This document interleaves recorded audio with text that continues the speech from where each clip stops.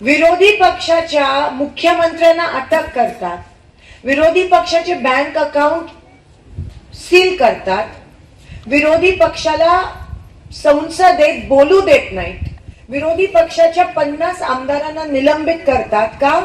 कारण का ते फक्त मोदींच्या विरोधात घोषणा देतात.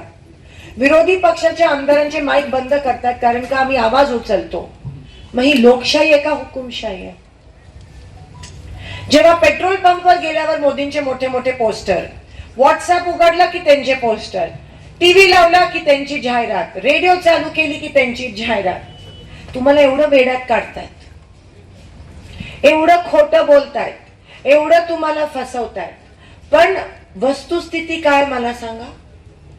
गावोगावी गेलात, तळागाळातल्या लोकांच्या काय अडचणी आहेत मला सांगा? एकही होडगी गावातल्या युवकाला एनटीपीसी सोडून मागच्या 10 वर्षात काय रोजगार मिळालाय? तुम्हाला स्कॉलरशिप मिळाले? महिलांना डूल मिळालंय? शेतकऱ्यांना भाव मिळालाय? बाकीचं सोडा, तुम्हाला पाणी मिळालंय?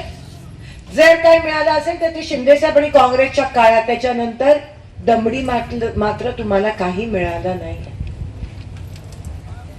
आणि इलेक्शनच्या तोंडावर 2 रुपयांनी पेट्रोल कमी करतात. कोणतं? 300 रुपयाचं पेट्रोल 1300 झालेलं, आणि इलेक्शनच्या तोंडावर फक्त 2, म्हणजे आपलं भीक देत आहेत का? आपण भिकारी आहोत का? 2 रुपयांनी कमी म्हणजे अजून किती फसवाल तुम्ही आम्हाला? अजून किती येड्यात काढणार? आणि जर तरी पण आपण जर भाजपला मतदान केलं तर आपणच आपलं नुकसान करून घेतो, आपणच आपल्या कुऱ्हाडीवर पायावर कुऱ्हाड मारून घेतो. आणि अशा काळात जेव्हा लोकांची दिशाभूल होते आहे, जेव्हा लोकांना फसवलं जात आहे, जेव्हा पीक विमा मिळत नाहीये, जेव्हा शेतकऱ्यांना भाव मिळत नाही, दुधाचे दर मिळत नाही, पाणी मिळत नाहीये, तेव्हा आम्ही काँग्रेसवाले गप्प बसणार का? आम्ही घरातच बसणार का? मग तुमच्या बाजूने कोण उभं राहणार जर आम्ही घरात बसलो तर? आणि म्हणून आज आम्ही इथे आलो, गावोगावी जात आहोत, कारण का सगळीकडे मोदीजी खोटं सांगायचा प्रयत्न करतायत, पण तुम्हाला खरं कोण सांगणार? आम्ही नाही आलो तर कोण येणार? कारण का सोलापूर जिल्ह्यात सोलापूर लोकसभेत 5 आमदार भाजपचे आणि खासदार पण भाजपचे. मग ह्यांना उघड पाडायचंय, ते कोण पाडणार आमच्याशिवाय? आणि म्हणून आम्ही येतोय.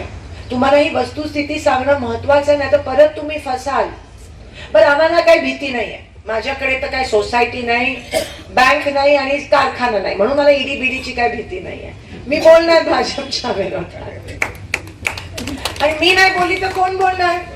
तुमचे आदरणीय दोन्ही खासदार तर बोलले नाही, म्हणजे ते इतके कार्यक्षम ठरले की प्रत्येक वेळेस बदलावा लागला, आणि आता तर त्यांना कोण सापडतच नाहीये. बर, पंतप्रधान तुमचे, मंत्री तुमचे, खासदार तुमचे, आमदार तुमचे, पण सोलापूरला साधा विमान सेवा पण सुरू नाही करू शकले, सोलापूरला साधा पाणी नाही आणू शकले, रोजगार नाही उपलब्ध. एवढ्या थाटात माटात मोदीजी आलेले, पण काय झालं? तुम्ही मोदीजींकडे बघूनच मतदान केलं ना भाजपला. महाराजांना काय केलं? महाराजांनी असं होतं, मुखवट्याकडे बघून फसलात तर नुकसान आपला होतो, आणि काम करणारी लोक मागे राहतात. तुम्ही कामाच्या आधारावर जेव्हा जेव्हा मतदान केलं, शिंदे साहेबांनी कधी जात पात धर्म केला नाहीये, ही वस्तुस्थिती आहे. पण तुम्ही त्यांना केलं ना मतदान? तुम्हीच केलं ना? का केलं? शिंदे साहेबांनी एवढे वर्ष मतदान का केलं? का? काम करतात म्हणून. मग बाकीच्यांना जात पात बघून जर मतदान केलं, उदाहरण, त्यांनी काम केलं नाही केलं. म्हणून काम महत्वाचं आहे लोकशाहीमध्ये. जे तुम्हाला जात पात धर्माच्या विळख्यात अडकवून मतदान करण्याच्या प्रवृत्त करतात, ते लोकशाहीच्या विरोधात असतात, आणि त्याच्यामुळे नुकसान आपला होतो, त्यांचा फायदा होतो. पण हे आपल्याला दिसत नाही. ही आपल्या बरोबर खेळी खेळली आहे ह्या लोकांनी, आणि आता पण तसंच करतायत ते.